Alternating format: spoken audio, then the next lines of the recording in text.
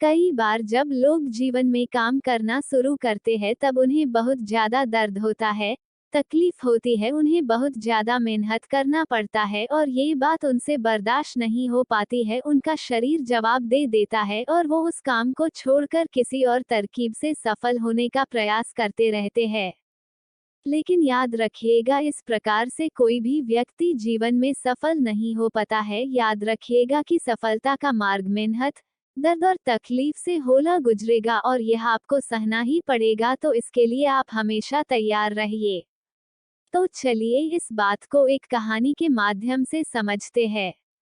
एक बार एक मूर्तिकार अपनी छीनी और हथौड़ी से एक पत्थर को भगवान की मूर्ति का आकार देने का प्रयास कर रहा था। जैसे ही वह छीनी पर अपना हथौड़ा चलाता, वह पत्थर चिल्लाने लगता और कहने लगता कि ये क्या कर रहे हो, मुझे इतना मार क्यों रहे हो, मुझे बहुत दर्द हो रहा है, तकलीफ हो रही है, पीड़ा हो रही है, मुझे अपने हाल पर छोड़ दो और यहाँ से चले जाओ। मूर्तिकार ने उस पत्थर से कहा, मुझे बहुत अच्छे से पता है कि तुम्हें बहुत ज्यादा दर्द हो रहा है, तकलीफ हो रही है और तुम बहुत ही ज्यादा पीड़ा में हो। लेकिन यदि आज तुमने इस दर्द को नहीं सहा, इस तकलीफ को नहीं सहा, तो जीवन भर तुम यही इसी प्रकार से पड़े रहोगे। मुझे पता है कि तुम में आगे बढ़ने की अपार संभावना है।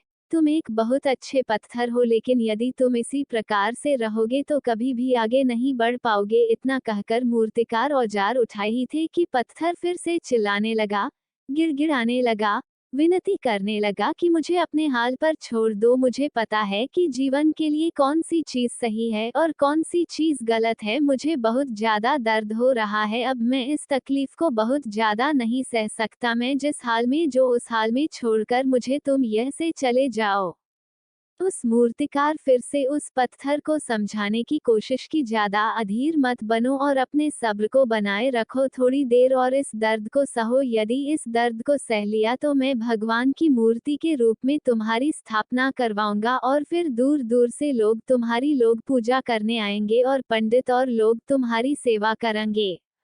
लेकिन पत्थर ने उस मूर्तिकार की एक भी बात नहीं मानी, वह चिल्लाता रहा और अपनी बात पर अड़ा रहे।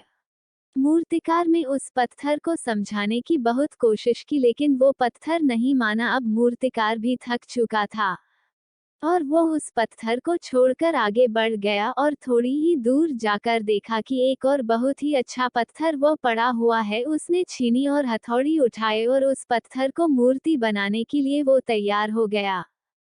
मूर्तिकार ने छीनी और हथौड़ी का वार दूसरे पत्थर पर जारी रखा। दूसरे पत्थर को भी दर्द हुआ, तकलीफ उससे भी हुई, लेकिन उस पत्थर ने बर्दाश्त कर लिया और देखते ही देखते थोड़ी समय के बाद उस पत्थर ने भगवान की मूर्ति का रूप धारण कर लिया। थोड़ी दिन बाद उस मूर्ति की एक मंदिर में स्थापना हो गई। धीरे धीरे करके लोग वह पूजा पाठ करने आने लगे, लोगों की मन्नतें वहां से पूरी होने लगी और वह मंदिर बहुत ही ज्यादा प्रसिद्ध हो गया।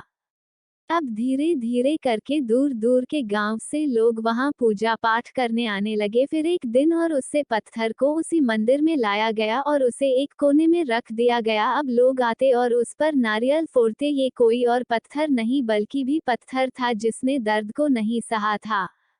अब वो पत्थर मन ही मन बहुत ज्यादा पछता रहा था, दुखी हो रहा था और अपने आप से कह रहा था कि काश मैंने उस दिन उस दर्द को, उस तकलीफ को सह लिया होता तो आज लोग मेरी भी पूजा करते।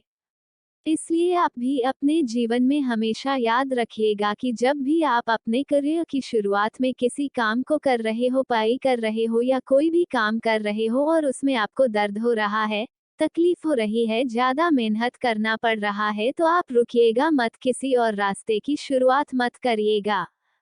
क्योंकि कोई और रास्ता आपको सफलता नहीं दे सकता है। आपको उस दर्द को, उस तकलीफ को सहना ही होगा और उस दर्द को, उस तकलीफ को सह कर आप ज्यादा मजबूत बनेंगे और तभी आप अपने जीवन में आगे बढ़ पाएंगे। और जीवन में हमेशा याद रखिएगा कि आपको पहले पत्थर की तरह नहीं बल्कि दूसरे पत्थर की तरह बनना है। यदि ये कहानी आपको पसंद आई हो और इससे कोई सीख मिली हो तो अपने दोस्तों और अन्य लोगों के साथ शेयर जरूर करिएगा।